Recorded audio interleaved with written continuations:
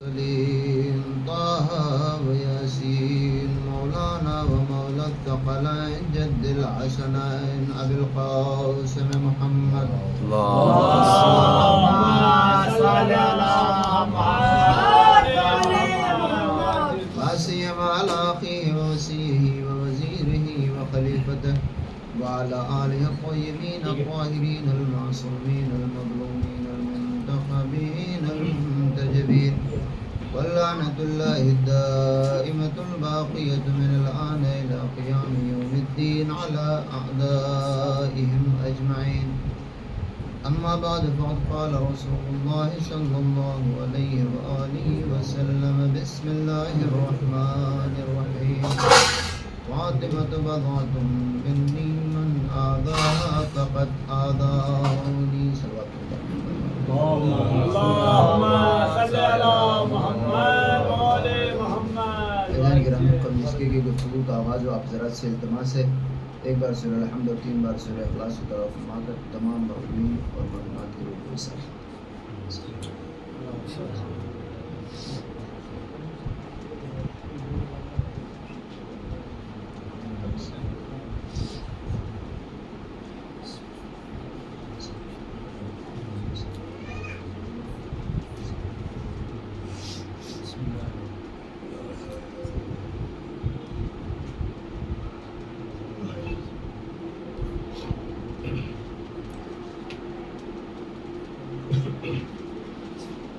صلوات پڑھنے پر محمد وعلی اللهم صل على محمد وعلى محمد. فیضان گرامی قدر محترم سامعین، اس زمین پر انسان نے جب سے قدم رکھا ہے اس کی زندگی میں کوئی بھی چیز پرماننٹ نہیں رہی، چاہے زبان ہو، کھانے پینے کا طریقہ ہو، اٹھنے بیٹھنے اور رہن سہن چال چلن، حتیٰ یہ کہ سب سے آخر میں جو چیز آتی ہے وہ ہے انسان کا رنگ، یہ بھی 2-4-10 نسلوں کے بعد تبدیل ہو جاتی ہے۔ کوئی بھی چیز انسانی زندگی میں کبھی بھی ہمیشہ نہیں رہی۔ اقبال کا ایک شعر ہے کہ سکون محال ہے قدرت کے کارخانے میں، ثبات ایک تغیر کو ہے زمانے میں۔ یہ در حقیقت کسی فلاسفر کے جملے کا ترجمہ ہے، وہ کہتا ہے the only constant thing in this world is change۔ ایک ہی چیز ہے جو مسلسل ہے، وہ کیا ہے؟ تبدیلی۔ لیکن ان تبدیلیوں میں اور اس بدلتی ہوئی زندگی میں آپ خود دیکھتے ہیں کہ 1-2 نسل کے بعد جو لوگ ممبئی آتے ہیں ممبئی میں ڈھل جاتے ہیں، حتیٰ یہ کہ سوچنے کا طریقہ بھی کورونا کے پہلے کسی اور طریقے سے سوچتے تھے، اب دنیا نے کسی اور طریقے سے سوچنا چاہیے۔ تو اس تبدیلی بھری زندگی میں انسان کی کچھ چیزیں ایسی ہیں جو کبھی تبدیل نہیں ہو سکتی۔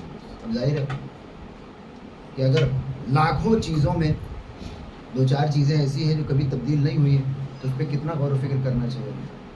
ان میں سے ایک چیز ہے حقوق کی جنگ، یعنی کس کو کیا ملنا چاہیے اور کیوں۔ مثلا اور چیزیں اگر میں تذکرہ کروں، مثلا خدا کا تصور، ایک سپر نیچرل ہستی کا تصور ہمیشہ پہلا انسان، عام انسان، پہلے انسان سے لے کر آج تک ہر انسان اس تصور میں سوچتا چلا رہا ہے، اور انہی میں سے ایک زندگی اور موت، کہاں سے آیا ہوں کہاں جاؤں گا، کہاں سے آیا ہوں کو بھول بھی جائے تو کہاں جاؤں گا کے بارے میں ہر انسان تصور کرتا چلا آ رہا ہے، نظریہ دیتا چلا رہا ہے۔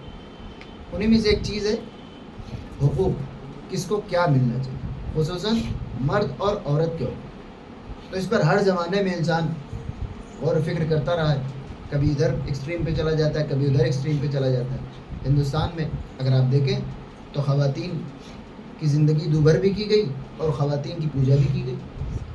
روم اور فارس میں اگر آپ چلے جائیں تو خواتین کو پرستش کے لائق بھی سمجھا گیا اور خواتین کو حتیٰ کہ شیطان کا مظہر کہا گیا۔ توجہ چاہتا ہوں، اسلام کے اوپر بعض اوقات یہ اعتراض ہوتا ہے، چونکہ انسان صرف اپنے زمانے کو دیکھ رہا ہوتا ہے، اپنی تاریخ نہیں جانتا ہوتا ہے۔ جو کہا جاتا ہے کہ ہندوستان میں خواتین کو پوجا جاتا تھا، تو یہ بھول جاتے ہیں کہ 200 سال پہلے خواتین کی کیا حالت تھی۔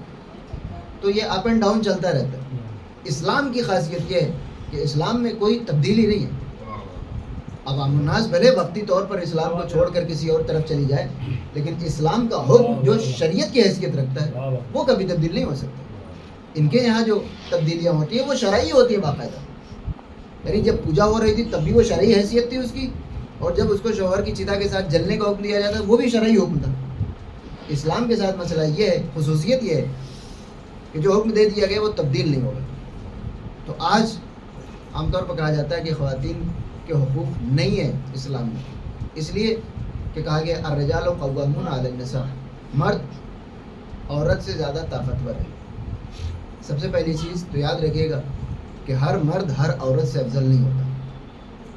اسلام میں مرد کو وقتی طور پر جو عورت کے اوپر برتری دی گئی ہے وہ بھی کسی خاص وجہ سے، میں ابھی عرض کروں گا۔ ہر مرد ہر عورت سے اگر افضل ہو جاتا تو کبھی مریم کو بغیر شوہر کے نہ رکھا جاتا، اور کبھی شہزادی سلام اللہ علیہ کا کفر تلاش کرنے کی ضرورت نہیں پڑتی۔ پیغمبر اسلام کو انکار کرنے کی ضرورت نہیں تھی اگر ہر مرد ہر عورت سے افضل ہو جایا کرتا۔ اب وہ جو الرجال قوامون علی النساء، مرد عورت کے اوپر برتری رکھتا ہے، وہ برتری مرد کی فضیلت کے لیے نہیں ہے بلکہ عورت کو ظلم سے بچانے کے لیے۔ مرد عورت سے زیادہ طاقتور ہے، یہ کون سی بات ہے جو آپ کو سمجھنی پڑے؟ یہ تو پہلے سے ہی آپ مان رہے ہیں، جو قرآن نے کہہ دیا ہے وہ آپ پہلے سے جانتے ہیں۔ جینڈر ایکویلٹی کو تو اسلام بھی مانتا ہے، ہاں جینڈر سملیرٹی نہیں ہے، برابری ہے، لیکن دونوں کو ایک جیسا نہیں ہے۔ توجہ چاہتے ہیں، ایک صلوات پڑھتے ہیں بر محمد والے۔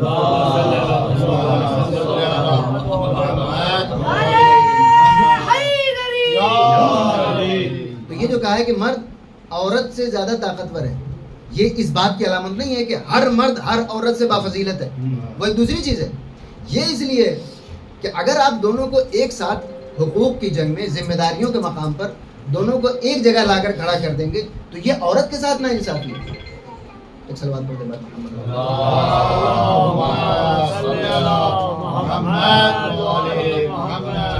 اگر میں کچھ بھول جاؤں تو مجھے واپس لے آئیے گا کیونکہ یہ رنگ ٹون تو چلتی رہے گی۔ صلوات پر محمد والے۔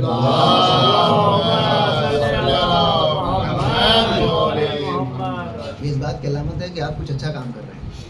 ڈسٹربنس شیطان وہی پیدا کرتا ہے کہ جہاں پر انسان عبادتوں میں۔ ایک صلوات پڑھتے ہیں بر محمد والے۔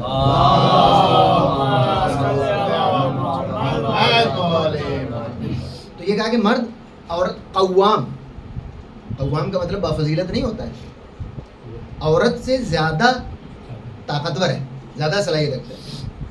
تو فزیکل جو اپیرنس ہے وہ تو بظاہر ہے، سب کو معلوم ہے، اس میں بتا کہ قرآن نے کون سا آپ کو سفید ہادی دکھا دیا کہ آپ کو حیرت ہو رہی نہیں۔ یہ اس لیے کہ اگر ذمہ داریوں کے تقسیم میں بالکل ایکویلٹی کر دی جائے، اور فرما رہے تو سب سے زیادہ نقصان خواتین کو ہوگا۔ وہ جو لیڈیز فرسٹ والا تصور وہ تو سرے سے ختم ہو جائے گا۔ مثلا برابر کر دیا جائے، ایک مہینے مرد کما کر لائے گا اور ایک مہینے عورت کما کر لائے گا، کتنے مسئلے پیدا ہو جائیں گے۔ اس لیے کہا گیا کہ ذمہ داریوں میں مرد یہ نہ کہنے پائے کہ چونکہ ساری مخلوقات ایک جیسی ہیں لہٰذا میں نے ایک مہینے کما کر لایا اگلے مہینے میں آرام کروں گا، نہیں۔ مرد قوام ہے، مرد زیادہ طاقت رکھتا ہے، لہٰذا جب گھر کے باہر کی ذمہ داریاں پیش آئیں گی، توجہ چاہتا ہوں کیونکہ اس پر میں بھی واپس آؤں گا، گھر کے باہر کی جو ذمہ داریاں ہیں وہ مرد کو انجام دینی ہیں۔ وہ یہ نہیں کہہ سکتا کہ میں کما لیا اب اگلے مہینے سے تم کماؤ، نہیں۔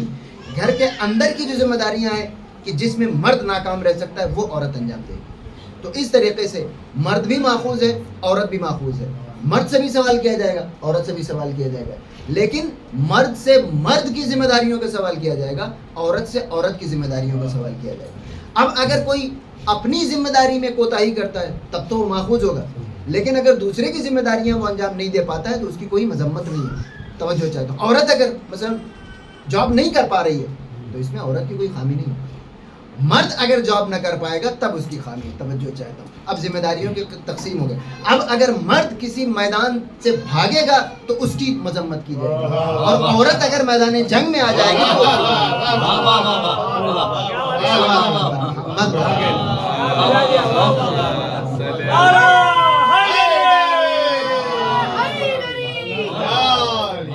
تو اپنی اپنی ذمہ داریوں میں ماخوذ ہوں گے۔ دوسرے کی ذمہ داری ادا نہ کرنے پہ کسی کے اوپر کوئی مذمت نہیں ہے، اور اگر بالفرض کر لے جائے تو کوئی تعریف نہیں ہے۔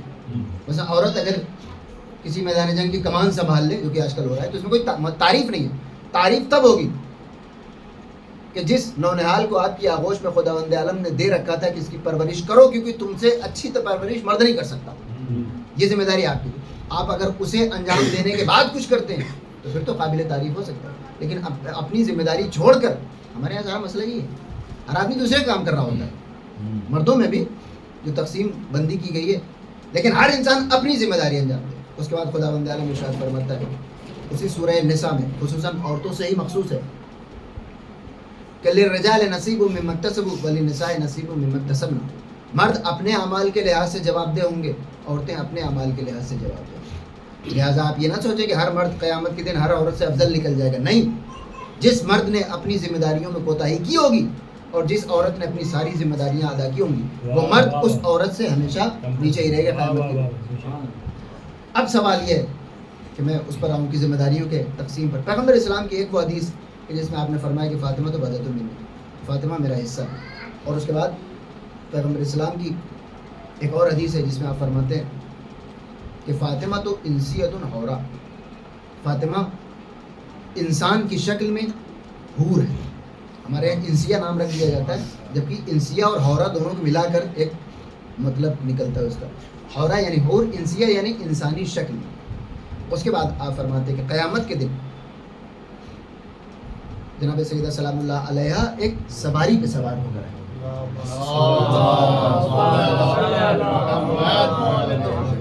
اور فرما جہاں لوگوں کو کھڑے رہنے کی تاب نہیں ہوگی کہ 2 منٹ کے لیے اللہ بیٹھا دے تو بیٹھ جائیں, وہاں پر انبیاء بیٹھے ہوئے ہوں گے. ہم اور آپ تو کوئی سوال ہی نہیں ہے کہ کوئی کرسی دے دی جائے. ہم اور آپ اس معاملے میں پریشان رہیں گے کہ یہ جو آسمان سے یا اوپر سے گرمی آ رہی ہے وہ کسی طرح کم ہو جائے, قدموں کے نیچے جو تپش ہے وہ کم ہو جائے. تمام انبیاء بیٹھے ہوئے ہوں گے. اور تقریباً یہی بات 11ویں امام سے بھی یہی حدیث ہے.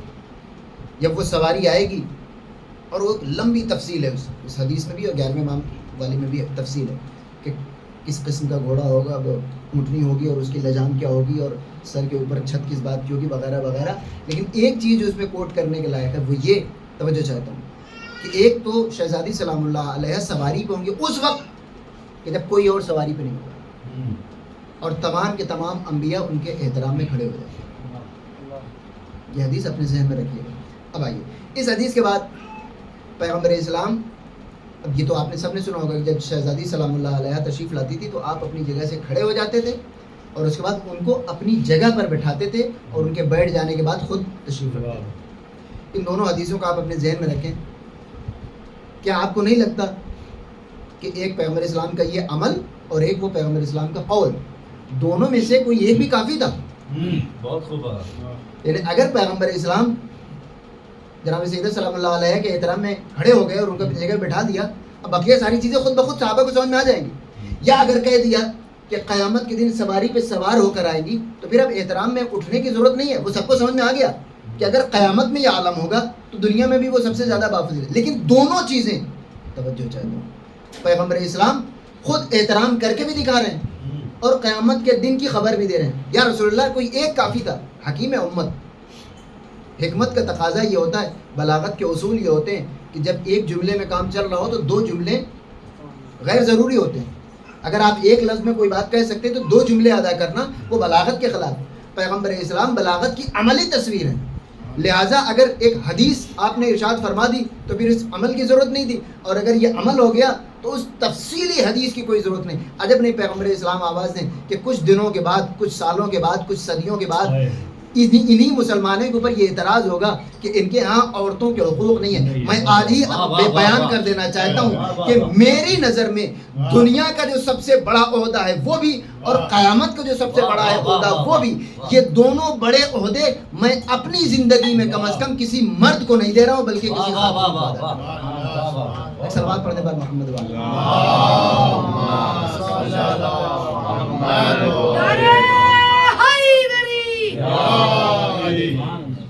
اب آپ کہیں گے کون سا عہدہ ہے؟ پیغمبر اسلام کی رضامندی سے بڑھ کے تو کوئی عہدہ نہیں ہے. آپ کے احمد رضا خان کی جو نعت ہے جو صبح صبح پڑھی جاتی ہے, مصطفیٰ جان رحمت, انہی کا ایک شعر ہے کہ کام وہ لے لیجئے تم کو جو راضی کرے. یعنی ہم ساری زندگی اس لیے اپنی عبادتیں سر کر رہے ہیں, اعمال انجام دیں, پیغمبر اسلام راضی ہو جائیں, یا پیغمبر اسلام کے روزے کی جالی چوم لیں. دنیا کی سب سے بڑی نعمت ہمارے لیے ہے کہ پیغمبر اسلام کو راضی کر سکیں. تو اگر پیغمبر اسلام کو راضی کر لینا ہمارے لیے اس دنیا کا سب سے بڑا درجہ ہے تو پیغمبر اسلام کا احترام میں کھڑے ہو جانا کتنا بڑا درجہ ہے؟ تو الٹیمیٹلی اس سے بڑا درجہ تو کوئی نہیں ہے کہ پیغمبر اسلام کسی کے لیے قیام فرمائے. تو دنیا کا بھی جو سب سے بڑا درجہ تھا اس کے لیے نگاہ انتخاب پیغمبر نے کسی خاتون کو منتخب کیا, اور آخرت کا جو سب سے بڑا درجہ تھا اس کے لیے بھی خداوند عالم کی نگاہ نے کسی معظمہ کا انتخاب کیا. ایک صلوات پڑھتے ہیں محمد وعلی.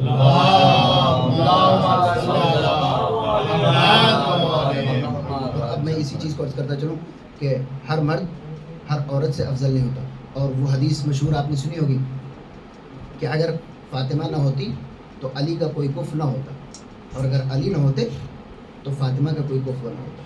یہ اس بات کی علامت ہے, توجہ چاہتا ہوں, کہ اگر جناب سیدہ سلام اللہ علیہ نہ ہوتی تو کوئی خاتون علی کا کف نہ ہوتی, لیکن تب بھی بعد میں شادیاں ہوئیں. اور فرمائیے جناب سیدہ سلام اللہ علیہ کی زندگی میں تو نہیں, لیکن بعد میں شادیاں ہوئیں. لیکن جناب سیدہ سلام اللہ علیہ کی زندگی میں جتنے بھی رشتے آئے پیغمبر اسلام نے سب کو منع کر دیا. یہ بھی نہیں کہا کہ میں نہیں کروں گا, کیا کہا کہ یہ اختیار خداوند عالم نے اپنے ہاتھ. یعنی یہ کفر کے لفظ سے آپ کو برابری تو سمجھ میں آ گئی, لیکن وہ اتنا معاملہ برابر بھی نہیں ہے, کیونکہ بعض خواتین تھیں جو بعد میں مولا کائنات کی زوجیت میں آ گئی, لیکن خداوند عالم نے شہزادی سلام اللہ علیہ کے قریب کسی غیر کفر کو آنے کا مرحلہ ہی نہیں آنے دیا. توجہ چاہتا ہوں, ورنہ مولا کائنات نے بعد میں راضی ہو گئے. تو وہ کفر والا مسئلہ یہ کہا جا سکتا ہے کہ شہزادی سلام اللہ علیہ کے جیسی تو کوئی خاتون نہیں تھی, لیکن بہرحال بعد میں کوئی شادی کر سکی. لیکن ادھر کی طرف جو کفر کا مسئلہ ہے خداوند عالم نے سرے سے اس کا راستہ بند کر رکھا کہ کوئی خیال بھی نہ کرے. ورنہ اگر پیغمبر اسلام منع کر دیتے تو لوگ سوچتے تھے کہ سوچ سکتے تھے کہ ہو سکتا ہے ان کو منع کیا, ہم کو تھوڑی منع کرے گا, یا ان کو منع کیا ہے ہمارے اندر شاید وہ خامیاں نہ ہوں. لیکن پیغمبر اسلام نے فرمایا کہ فاطمہ کے عقد کا حق خداوند عالم نے اپنے ہاتھ میں. اب آئیے حقوق کی جنگ میں خواتین کو اسلام نے کس مقام پر رکھا. ایک مشہور واقعہ, اور بڑی تفصیل کے ساتھ اس کو میں نے عرض کیا کہ میں صرف وہ واقعہ پڑھتا ہوں جو آپ کو کہیں پر بھی اس کا حوالہ مل جائے, لہٰذا پوچھنے کی ضرورت نہیں. یہ واقعہ جس کو نقل کرتے ہیں عبداللہ ابن عباس, توجہ سے سنیے گا. ایک صلوات پڑھنے پر محمد وعلی.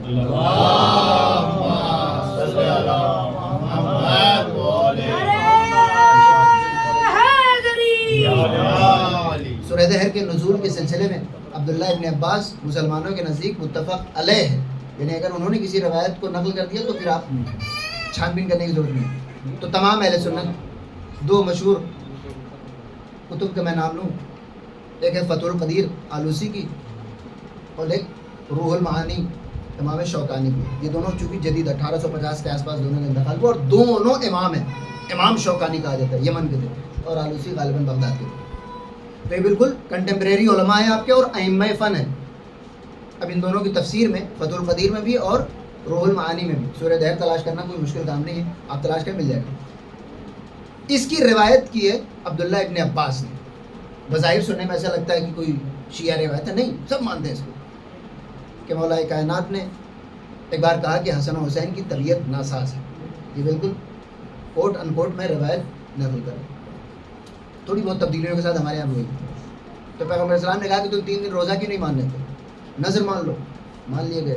سرسری طور پہ میں گزر جاؤں گا. اصل وہ حقوق کی جنگ کہ عورت اور مرد کے حقوق کو اسلام نے کتنی وضاحت کے ساتھ بیان کیا. اب ہم اگر اس پہ عمل نہ کریں تو اس میں اسلام کی کیا خامی. ظلم کے خلاف اسلام نے جہاد کا اعلان کیا, آپ بھاگ جائیے تو اس میں اسلام کا کیا قصور ہے. اور فرمان مان لیے گئے روزہ. اس کے بعد ابھی وہ دعا جس منت کے لیے, جس کام کے لیے منت مانی گئی تھی, 3 دن ہم روزے رکھیں گے اگر بچوں کی شفا یابی ہو گئی تو, ابھی خداوند عالم کی طرف سے مکمل شفا نہیں ہوئی اور اہل بیت نے 3 روزے ادا کرنے شروع کر دیے. یہ کس بنیاد پر؟ عبداللہ ابن عباس کہتے ہیں. اس سے سمجھ میں آتا ہے کہ جب چوتھے دن پیغمبر اسلام آئے ہیں یہ کہنے کے لیے خداوند عالم نے تمہارے ان 3 روزوں کی جزا میں ایک پورا سورہ نازل کیا ہے, تو بچوں کے قدم ڈگمگا رہے تھے. توجہ چاہتا ہوں, یعنی ابھی ادھر سے خداوند جس کام کے لیے منت مانگی گئی تھی ابھی وہ کام پورا نہیں ہوا اور اہل بیت کو اپنے وعدے کے پورا کرنے کی فکر ہو گئی. توجہ چاہتا ہوں, ہم اور آپ منت مانتے ہیں, ہو جائے اس کے بعد بھی فلاں صاحب آ جائیں ممبئی سے پھر کریں گے, ابھی پیسے نہیں ہیں، تنخواہ مل جائے، پہلی تاریخ آ جائے پھر انجام دیں گے. اہل بیت کی طرف ابھی جس کام کے لیے منت مانی گئی تھی وہ کام ابھی مکمل طور پہ پورا نہیں ہوا، لیکن اہل بیت نے اپنا وعدہ پورا کر دیا. 3 دن کے روزے رکھے گئے. اب یہاں پر ہر انسان نے یہ تینوں دنوں میں جو کام انجام دیے گئے وہ سب کو پتہ ہے، اور اتنا پتہ ہے کہ ہر انسان ایک مجلس پڑھ سکتا ہے اس پہ. لیکن میں صرف وہ باتیں عرض کرنا چاہتا ہوں کہ جو ان 3 دنوں میں انجام دی گئی. اب روزہ تو رکھ لیا گیا، افطار کے لیے بھی کچھ چاہیے. مولا کائنات نے یہودی سے جا کر 3 دن کا اناج اور 3 دن کا اون اس کو آمادہ کرنے کے لیے لے لیا ایک ساتھ. آج کے دور میں جو لوگ کہتے ہیں کہ یہودی بہت پاورفل ہو گئے، بہت طاقتور ہو گئے، ایان گرامی، اس زمانے میں بھی مسلمانوں کے لیے مہاجنی کا کام یہی یہودی کرتے تھے. پیسہ لینا ہوتا تھا تو ان کے پاس جاتے تھے، باغ میں کام کرنا ہوتا تھا تو یہودی کے پاس جاتے تھے. مطلب یہودی ہر زمانے میں پیسے والے تھے، مسلمانوں نے اپنے آپ کو بلند کر رکھا تھا. تو آج اگر مسلمان یہودیوں سے کمتر نظر آتے ہیں آپ کو یا ان کے سامنے نہیں ٹک پاتے ہیں تو اس میں یہودیوں کو کوئی تعریف نہیں ہے، وہ تو ہمیشہ پیسے والے تھے. ہاں اس زمانے کے مسلمان ایسے تھے کہ در خیبر ایک ہاتھ سے اکھاڑنے کی طاقت رکھتے تھے. ہم اس فاتح خیبر کے حقیقی پیروکار اگر نہیں بن سکتے تو اس میں اسلام کی کوئی خامی نہیں. ایک سلوات پڑھتے ہیں بارہ محمد والے.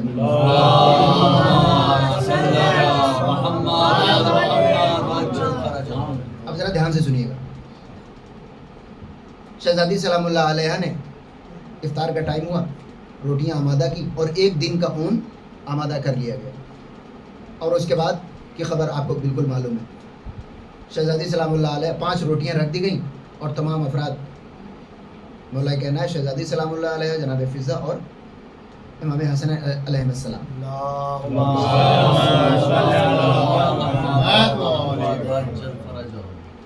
جیسے ہی افطار کی طرف ہاتھ بڑھایا آواز آئی انا مسکین من مساکین المدینہ، میں مدینہ کے مسکینوں میں سے ایک مسکین ہوں. یہ سارے الفاظ روایتیں ابن عباس کے ہیں، شیعہ سنی سب اس کو مانتے ہیں اور کہیں بھی آپ کو مل جائے گا، خصوصاً ان 2 کتابوں میں. مولا کائنات نے اپنی روٹی بڑھا دی. اس کے بعد تمام افراد نے ان کی پیروی کی. ایک ایک لفظ غور سے سنیے گا، یہ تو آپ نے سنی رکھا ہے کہ تمام افراد نے بڑھا دی. مولا کائنات نے کسی کو روٹی بڑھانے کا حکم نہیں دیا. توجہ چاہتا ہوں، کیونکہ کسی کو آپ افطار کرنے والے انسان سے یہ نہیں کہہ سکتے کہ اپنے سامنے کی روٹی بڑھا دو. لیکن اگر کوئی عمل خیر انجام دے رہا ہے تو اسے روکا بھی نہیں جا سکتا. لہٰذا مولا کائنات نے کسی کو حکم تو نہیں دیا لیکن کسی کو منع بھی نہیں کیا کہ جو نیک کام میں کر رہا ہوں اگر وہی نیک کام کوئی اور کر رہا ہے تو میں منع بھی نہیں کر سکتا. دے دی گئی. اب اس کے بعد روزے پہ روزہ رکھ لیا گیا. عبداللہ ابن عباس اور ان سے جن لوگوں نے کاپی کیا ہے سب نے کہا کہ روزے پر روزہ رکھ لیا گیا. اگلے دن روزے پہ روزہ، یہی تو آپ نے سنا ہے. لیکن کبھی آپ نے غور فرمایا کہ افطار سے لے کر سحر تک اچھا خاصا ٹائم ہوتا ہے. 3 دنوں کا اناج بھی گھر میں موجود ہے اور 3 دنوں کا اون بھی موجود ہے. تو افطار سے لے کر سحر تک اچھا خاصا وقت ہوتا ہے کہ روٹی دوبارہ آمادہ کر لی جائے اور سحر سے پہلے کھا لیا جائے. تو روزے پر روزہ رکھنے کی کوئی ضرورت نہیں تھی. اور فرما رہے ہیں، میں کیا کہہ رہا ہوں کہ اگر شہزادی سلام اللہ علیہ نے 3 روٹیاں افطار کے لیے آمادہ کی تھی، 5 روٹیاں، تو 5 روٹیاں سحر سے پہلے پھر آمادہ کی جا سکتی تھی. تو پانی سے افطار تو ہو گئی تھی، وہ تو ٹھیک تھا، لیکن ایک روزے کے بعد دوسرا روزہ رکھنے کی ضرورت نہیں تھی. ایک عجیب درس ہے جو اہل بیت نے اپنے اس عمل کے ذریعے آپ کے حوالے کیا ہے کہ ہم دیکھتے ہیں بظاہر کہ گھر میں اناج رکھا تو ہوا ہے، اس سے روٹی بنا لی جائے، دوبارہ روزہ رکھنے کی ضرورت نہیں، سحر سے پہلے کھا لیا جائے. عجب نہیں مولا آواز دیں، میں اپنے عمل کے ذریعے یہی تو تمہیں سمجھانا چاہتا ہوں. اگرچہ اناج میرے گھر میں موجود ہے، اگرچہ اجرت میرے گھر میں موجود ہے، لیکن اگر کام میں نے صرف 1 دن کا کیا ہے تو دوسرے دن کی اجرت کا میں حقدار نہیں. اجرت گھر میں موجود ہے، اناج گھر میں موجود ہے، اور روزے پہ روزہ رکھنا ایسا بھی نہیں ہے کہ اس اجرت کو کسی اور کام کے لیے استعمال کرنا ہے، روزہ رکھنا ہے کل. لیکن مولا کائنات اپنے آپ کو اس اجرت کا مستحق نہیں سمجھتے کیونکہ کام نہیں کیا ہے. ہم اور آپ بہرحال. اس کے بعد شہزادی سلام اللہ علیہ نے روٹی آمادہ کی. دوسرے دن پھر وہی انا اسیر من اسراء المدینہ، انا یتیم من یتام المدینہ. لفظ یہی ہے. کمال یہ ہے کہ انہوں نے یہ نہیں کہا تھا کہ میں مدینے کے یتیموں کا ایک گروپ ہوں، میں مدینے کے اسیروں کا ایک گروپ ہوں. ارے ہم لوگ بھوکے ہیں, ہم کو کھانا کے. بالکل پریسائزلی, انا یتیم من یتام المدینہ, میں مدینے کے یتیموں میں سے ایک یتیم ہوں. دوسرے دن بھی ایک مسکین ہوں, ایک اسیر ہوں. اب آپ بتائیے وہ روٹی جو مولا کائنات خیبر شکن کے لیے کافی تھی اس جوانی کے عالم میں, مولا 34 ایئرس کے تھے, تو 34 برس کی عمر میں, اور ابھی 2 سال پہلے فتح خیبر ہوا ہے, تو اس جوانی کے عالم میں اگر کوئی ایک روٹی مولا متقیان کو سیر کر سکتی ہے, تو کیا وہ روٹی کسی اسیر کے لیے کافی نہیں ہے, کسی مسکین کے لیے کافی نہیں ہے؟ بات فرما رہے ہیں. کیونکہ سارا مسئلہ یہ ہے, ایسا تو نہیں ہے کہ عام دنوں میں ہماری طرح ہیں, ایک کے بجائے 5 دے دیے چل جائے. یہاں روزے کا مسئلہ ہے, افطار پر بیٹھے ہوئے ہیں. تو اگر ایک روٹی مولا کائنات کو سیراب کر سکتی ہے, تو وہی ایک روٹی اس یتیم کو بھی سیر کر سکتی ہے, اور 5 افراد 4 روٹیوں میں آسانی سے افطار کر سکتے ہیں. اگر ایک روٹی دے دی جاتی تو بقیہ 4 روٹیوں میں 5 آدمی آرام سے افطار کر سکتے, کوئی مسئلہ نہیں ہے. روزے پہ روزہ رکھنے کی ضرورت ہے. عجب نہیں مولا آواز نے کہ وہ تم ہوگے کہ جب عطا کرتے ہو تو پوچھنے والے کے دستے سوال پہ نظر رکھتے ہو. یعنی ہم دیتے ہیں بھائی کتنا چاہیے, اگر اسے 10 روپے چاہیے تو ہم 5 دے دیتے ہیں کہ چلو اتنے میں کام ہو تمہارا. کیوں؟ کیونکہ ہم عطا کرتے وقت وہ جو سامنے پھیلا ہوا دامن ہے, وہ جو سامنے اٹھا ہوا ہاتھ ہے, ہم اس کی صلاحیت کو دیکھتے ہیں کہ اس میں کتنی جگہ ہے, اتنا دے دیتے ہیں. یہ تم ہو کہ جب عطا کرتے ہو تو سوالی کے دستے سوال پہ نظر رکھتے ہو. یہ ہم اہل بیت ہیں کہ جب عطا کرتے ہیں تو سوالی کے دستے سوال پہ نہیں, اپنے دامن کرم پہ نگاہ کرتے ہیں. ایک صلوات پڑھ دے بر محمد والے.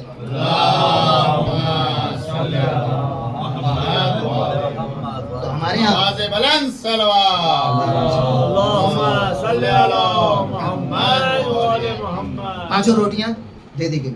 اب اس کے بعد دوسرے دن پھر وہی روزہ, اور تیسرے دن کا پھر وہی روزہ. اور کمال یہ ہے کہ تیسرے دن کا بھی آسمان سے خوان اور پورا ایک سورہ, یعنی آسمان سے نعمتیں اور ایک پورا سورہ نازل کیا خداوند عالم نے. کس لیے؟ کیونکہ وہ جو تیسرے دن, ابھی چوتھے دن کی روٹی نہیں ہے. پھر خداوند عالم نے, اب ایک چیز اور عرض کرتا چلو عزیزان گرامی, اہل بیت پہلے دن وہ کیا کہتا, انا مسکین من مساکین المدینہ, انا یتیم من یتام المدینہ. تیسرے دن کہتا انا اسیر من اسراء المدینہ, میں مدینے کے اسیروں میں سے ایک اسیر ہوں. مسکین مسلمان ہو سکتا ہے, یتیم مسلمان ہو سکتا ہے, لیکن اسیر کا مطلب آپ جانتے ہیں, قیدی نہیں, جنگی قیدی.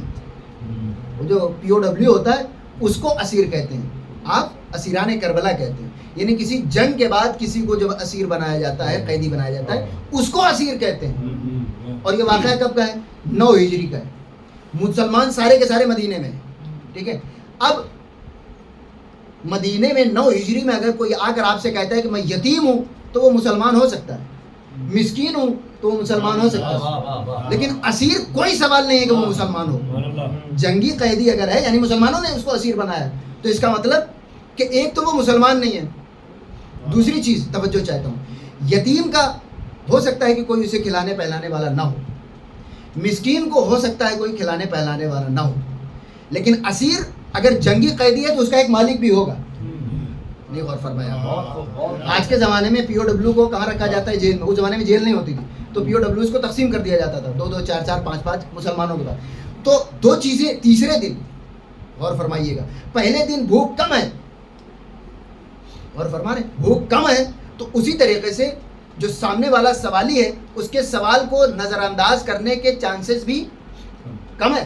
آپ اس کو نظر انداز نہیں کر سکتے. ہو سکتا ہے مسلمان ہو سکتا ہے اس کے سر پہ کوئی نہ ہو. دوسرے دن بھوک تھوڑا اور بڑھی تو مسکین آیا. تیسرے دن جب بھوک اپنے کمال پہ ہے, اب ادھر جو سامنے آیا اس کو نظر انداز کرنا اور آسان ہے. نظر انداز کرنے کے چانسز اور زیادہ ہو. کاش میں سمجھا لے جاؤں کہ میں کیا کروں. یعنی تیسرے دن جب بھوک بالکل کمال پہ پہنچ چکی ہے, تو ادھر جو سامنے ہے اس کو نظر انداز کرنا اور آسان بھی ہو گیا کہ ایک تو وہ مسلمان نہیں ہے, اور دوسرے اس کو کھلانے پہلانے والا بھی موجود ہے. توجہ چاہتا ہوں. اب اہل بیت نے اس کو مسلمان نہ جانتے ہوئے بھی, اور اس کے سر پر عطا کرنے والا اس کا مالک جانتے ہوئے بھی, اہل بیت کی عطا میں کوئی فرق آئی نہیں. پہلے دن 5 روٹی, دوسرے دن 5 روٹی, تیسرے دن جبکہ بالکل آسان تھا اس کو نظر انداز کر دیں تب بھی 5 روٹی. عجب نے اہل بیت اپنے عمل سے ہمیں صدا دے رہے ہوں کہ یہ تم ہوگے کہ جب عطا کرتے ہو تو عطا کرتے وقت اپنے سامنے سوال کرنے والے کا مذہب دیکھتے ہو، اپنے سامنے سوال کرنے والے کی مالی حیثیت دیکھتے ہو، جس طریقے سے اللہ کی عطا کرتے وقت سوالی کے مذہب پہ نظر نہیں رکھتی، اسی طریقے سے اہل بیت عطا کرتے وقت مومن اور کافر میں فرق نہیں کرتے۔ ایک صلوات پڑھ دے بار محمد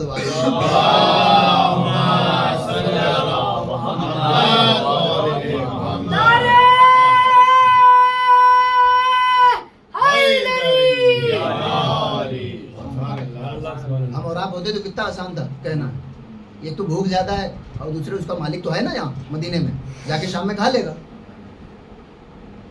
لیکن اہل بیت نے اس عطا کے ذریعے ثابت کیا کہ سورہ حل عطا کے اصلی حقدار پھر چوتھے دن پیغمبر اسلام آئے، اور اس کے بعد بس آخری گفتگو کہ خداوند عالم نے اس پورے سورے میں اہل بیت کے اس عمل کو دہرایا ہے اور ان کی جزا۔ وَيُطْعِمُونَ الطَّعَامَ عَلَىٰ حُبِّهِ، اور اہل بیت وہ ہیں کہ جو کھانا کھلا دیتے ہیں اللہ کی محبت میں، مسکین و یتیم و اسیر، مسکین کو، یتیم کو اور اسیر کو۔ انما نطعمکم لوجہ اللہ، اور اس سے کہتے ہیں کہ ہم تمہیں اللہ کے لیے کھلا رہے ہیں۔ لا نرید منکم جزاء ولا شکورا، اور ہم تم سے کوئی جزا نہیں چاہتے اور تم سے کوئی شکریہ بھی نہیں چاہتے، توجہ چاہتے ہیں، کیونکہ بعض اوقات انسان جزا تو نہیں چاہتا لیکن شکریہ چاہتا ہے۔ لیکن اہل بیت نے دونوں راستہ بند کر دیا، نہ ہم تم سے جزا چاہتے ہیں، نہ ہم تم سے کوئی بدلہ چاہتے ہیں، اور نہ ہم تم سے شکریہ چاہتے ہیں، لو اور جاؤ۔ لیکن خداوند عالم اس کو نظر انداز تو نہیں کر سکتا۔ اہل بیت نے تو کہہ دیا کہ لا نرید منکم جزاء ولا شکورا، ہم تم سے نہ جزا چاہتے ہیں نہ شکریہ چاہتے ہیں۔ لیکن جب آیت آئی تو اس سورے میں خداوند عالم نے دونوں چیزوں کا تذکرہ کیا۔ اب سن لیجئے، فوقاہم اللہ شر ذلک الیوم، اس کے بعد خداوند عالم نے اپنی جزاؤں کا اعلان کیا۔ سورہ دہر آپ پڑھیں، اب تفصیل سے 14 جزائیں ایک ساتھ ہیں۔ خداوند عالم نے انہیں آتش جہنم کی گرمی سے محفوظ رکھا، اور اس دن انہیں نعمتیں عطا کی جس دن نہ بہت زیادہ گرمی ہوگی نہ بہت زیادہ سردی ہوگی۔ فوقاہم اللہ شر ذلک الیوم ولقاہم نضرۃ وسرورا وجزاہم بما صبروا جنۃ وحریرا متکئین فیہا علی الارائک لا یرون فیہا شمسا ولا زمہریرا، ہوتے ہوتے 14 جزائیں، اور اس کے بعد خداوند عالم نے دونوں چیزیں، ان ھذا کان لکم جزاء، اے اہل بیت تم نے کہا تھا ہم جزا نہیں چاہتے، یہ تمہاری جزا ہے۔ وکان سعیکم مشکورا، اے فرشتوں اہل بیت تمہارے شکریہ کے محتاج کیوں ہونے لگے، خدا اہل بیت کا شکر گزار۔ ان ھذا کان لکم جزاء، ایک ہی جزا تو وہ دیتے اگر دیتے بھی تو، میں نے 14 جزائیں دے دی، یہ رہی آپ کی جزا۔ وکان سعیکم مشکورا، اور آپ نے کہا تھا کہ ہم شکریہ نہیں چاہتے، خدا آپ کی اس کوشش کا شکریہ ادا کرتا ہے۔ فتح القدیر میں بھی یہ نقطہ اور روح المعانی میں بھی یہ نقطہ، اور یہیں سے حجت الاسلام محسن قرآتی نے بھی اس کو بیان کیا، لیکن جتنے لوگوں نے بیان کیا وہ سب یہیں سے انہوں نے اٹھایا۔ ایک بڑی مارکے کی چیز ہے۔ ایک صلوات پڑھ دیں بار محمد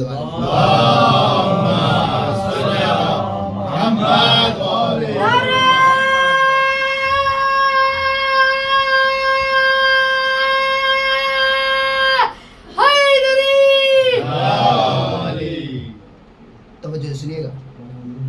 اس سے پہلے پانچویں امام کی ایک حدیث سن لی جس میں آپ فرماتے ہیں کہ وکانت علیہ السلام مفترضۃ الطاعہ، میری جدہ محترمہ مفترضۃ الطاعہ، ان کی اطاعت فرض تھی۔ اس کے اوپر اس حدیث کو رکھیے گا، پھر میں اس پر سورہ حل عطا پہ آتا ہوں، پہلے اس کو ذہن میں رکھ لیں کہ آپ کی اطاعت فرض تھی انسانوں پر، جناتوں پر، پرندوں پر اور انبیاء پر اور ملائکہ پر۔ اور فرمایا یعنی ہم اور آپ، یعنی انسان اگر شہزادی سلام اللہ علیہ کی عظمت سمجھے یا نہ سمجھے کوئی فرق نہیں پڑتا، بقیہ سارے افراد سمجھتے ہیں۔ یہ اس پر میں آ رہا ہوں کیونکہ آپ نے فرمایا پانچویں امام نے کہ ان کی اطاعت فرض تھی ملائکہ پر بھی، اس پورے گروپ میں ایک ملائکہ بھی۔ اب آئے اس پر، آلوسی کہتے ہیں کہ یہاں پر خداوند عالم نے 14 عدد جزائیں بیان فرمائی ہیں۔ اتنی جزائیں ایک ساتھ کہیں نہیں، سورہ رحمان میں بھی بیچ میں گیپ ہے، ایک ساتھ بیک ٹو بیک 14 عدد جزائیں کہیں نہیں، لیکن ایک جزا یہاں پر مسنگ ہے۔ ایک جزا نہیں ہے وہ جزا کہ جو خداوند عالم ہر 2-4 جزاؤں کے بعد اس کو مینشن کر دیتا ہے۔ یہاں پر اتنی ساری جزائیں، پورے قرآن میں پہلی بار خداوند عالم اتنی ساری جزائیں ذکر کر رہا تھا، اور وہاں پر ایک جزا غائب ہے، اور وہ ہے حور العین کا تذکرہ، یعنی حور کو خداوند عالم نے یہاں پر اس کا ذکر نہیں کیا.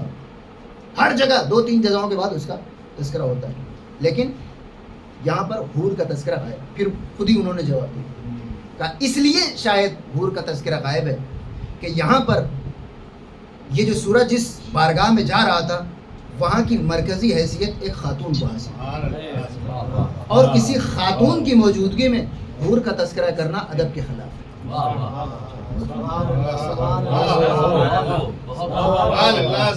شوکانی کہتے ہیں, اہل سنت میں امام مانتے ہیں, اور آلوسی بھی, کہ یہ حور کا تذکرہ ایسا نہیں کہ نعوذ باللہ خداوند عالم نے یا فرشتے نے لانے میں کوئی کوتاہی کر دی, لاتے لاتے ایک تذکرہ غائب کر دیا. نہیں, خداوند عالم نے جان بوجھ کر یہاں حور کا تذکرہ نہیں کیا, اس لیے کہ کسی خاتون کی موجودگی میں حور کا تذکرہ کرنا ادب کے خلاف ہے. میں کہوں گا مسلمانوں اپنا یہ قاعدہ یاد رکھنا.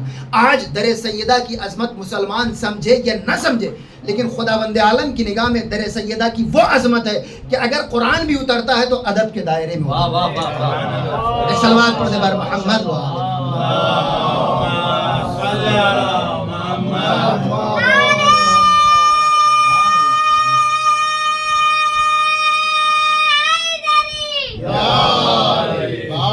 بلند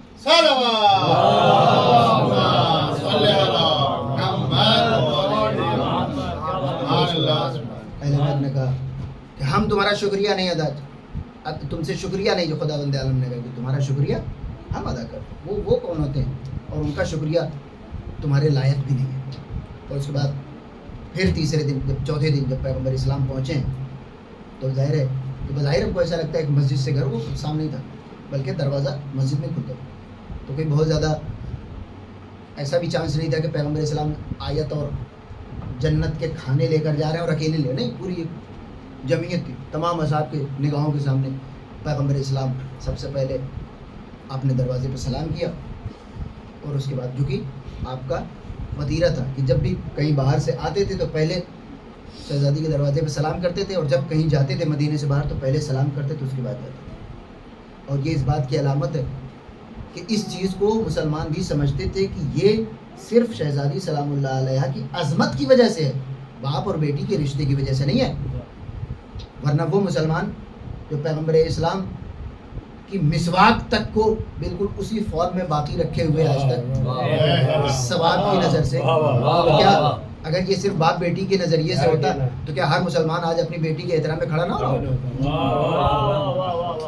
تو اس کو سنت نبوی نہ بنانا اس بات کی علامت ہے کہ وہ ایک خصوصی مرحلہ تھا, صرف جناب سیدہ سلام اللہ علیہ کے لیے وہ عظمت تھی, توجہ چاہتا ہوں. یہی وجہ ہے کہ خداوند عالم نے اعلان کر دیا وما محمد الا رسول, میرا حبیب کچھ نہیں ہے سوائے رسول کے. اس کا مطلب کہ اگر کبھی تم مسلمانوں حسنین کو اپنے کندھوں پر بٹھائے ہوئے دیکھو تو یہ مت سمجھنا کہ نانا کی محبت جوش میں آ گئی اور اپنے نواسوں کو شانوں پہ بٹھا لیا. اپنی لخت جگر کے احترام میں کبھی کھڑے ہوتے ہوئے دیکھو تو یہ سوچ کے نظر انداز نہ کر دینا کہ باپ کی محبت ہے, وقتی طور پہ یہ کام کر گئے. کبھی علی کو اپنا نفس بیان کرتے ہوئے سننا تو یہ نہ سوچ لینا کہ چچا زاد بھائی تھے, محبت جوش میں ہی کچھ بھی کہہ دیا. نہیں, وما محمد الا رسول. اب اگر محمد اپنی بیٹی کے احترام میں کھڑے ہوتے ہیں تو باپ اپنی بیٹی کے احترام میں نہیں کھڑا ہوتا. ایک نبی ہے جو احترام فاطمہ میں کھڑا. سلوات پڑھ دے بار محمد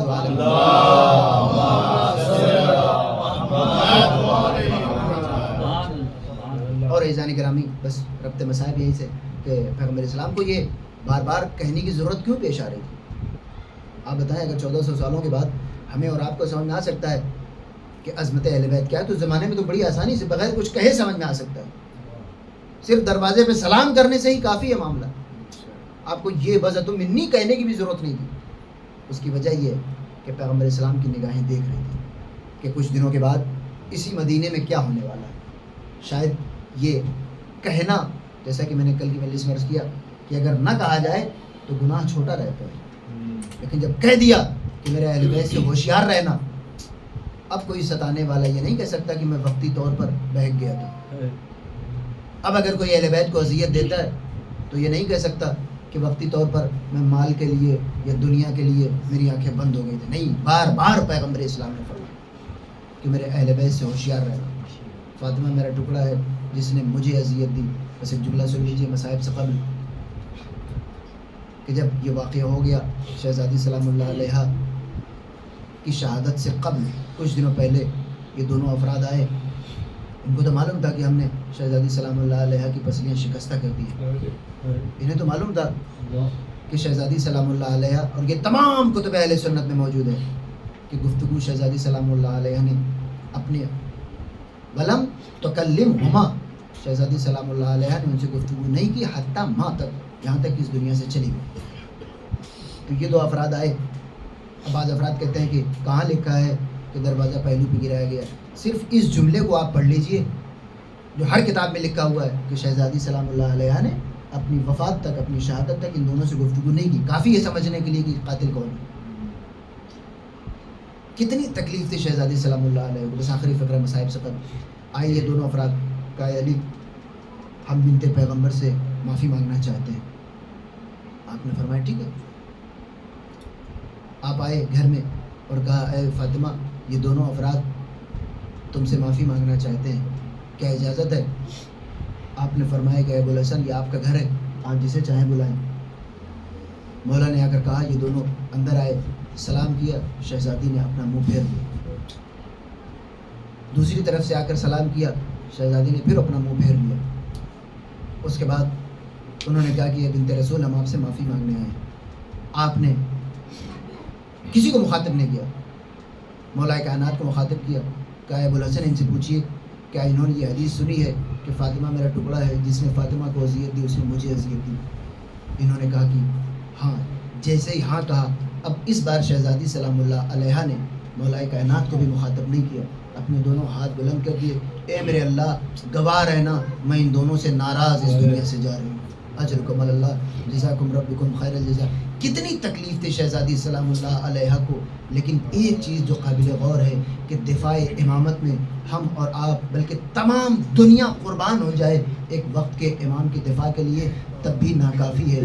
لیکن ہم یہ جو دفاع امامت کا نعرہ بلند کرتے ہیں، سب سے پہلا دفاع امامت اگر دنیا میں کسی نے کیا ہے تو شہزادی سلام اللہ علیہ نے کیا ہے. کہ جب وہ ساری شہادتیں انشاءاللہ آپ شہادت کے ایام میں سنیں گے، لیکن عزاداروں صرف ایک جملہ سن لیجئے کہ جب یہ واقعہ ہو گیا اور شہزادی سلام اللہ علیہ کے پہلو پہ وہ دروازہ گرایا گیا تو شہزادی سلام اللہ علیہ غش کے عالم میں تھی اور مولا کائنات کو گلے میں رسی کا پھندا ڈال کر بیت الشرف سے لے کر جایا گیا. اسی دوران جناب سیدہ سلام اللہ علیہ غش سے چونکتی ہیں. پہلا سوال اپنے پہلو کے بارے میں ہونا چاہیے تھا، پہلا سوال اپنی خیریت کے بارے میں ہونا چاہیے تھا، لیکن فضا سے شہزادی سلام اللہ علیہ نے اپنے پہلوؤں کے بارے میں کوئی سوال نہیں کیا، اپنے بارے میں کوئی سوال نہیں کیا. شہزادی اسی شکستہ پہلو کو لے کر اٹھتی ہیں اور فضا سے پہلا سوال کرتی ہیں اے فضا ابو الحسن کہاں ہیں؟ جیسے ہی جواب ملا کہ مولا کائنات کو گلے میں رسی کا پھندا ڈال کر لے کر جایا گیا، شہزادی سلام اللہ علیہ اپنے شکستہ پہلو کو سنبھالتے ہوئے مدینے کی گلیوں میں آتی ہیں اور کیا دیکھا کہ مولا کائنات کو لے جایا جا رہا ہے. اچانک ایک آواز بلند کی ابو الحسن کو چھوڑ دو ورنہ میں اپنے سر کے بال بکھیر دوں گی. تاریخیں کہتی ہیں کہ جیسے ہی یہ جملہ سنا مسجد نبوی کی دیواریں بلند ہونے لگی کہ کہیں ایسا نہ ہو کہ شہزادی سچ مچ اپنے بال بکھیر دے. اجرکم اللہ. اہل بیت کی تاریخ میں خواتین نے صرف 2 بار نامحرموں کو آواز دی ہے. ایک بار شہزادی سلام اللہ علیہ نے اور دونوں مرتبہ ظالموں سے کسی مدد ملنے کی کوئی امید نہیں تھی. وہ امامت کے دفاع میں بے قراری کے عالم میں اٹھایا گیا قدم تھا. ایک بار شہزادی سلام اللہ علیہ نے مدینے کی گلیوں میں نامحرموں کو آواز دی ابو الحسن کو چھوڑ دو ورنہ میں اپنے سل کے بال پریشان کر دوں گی.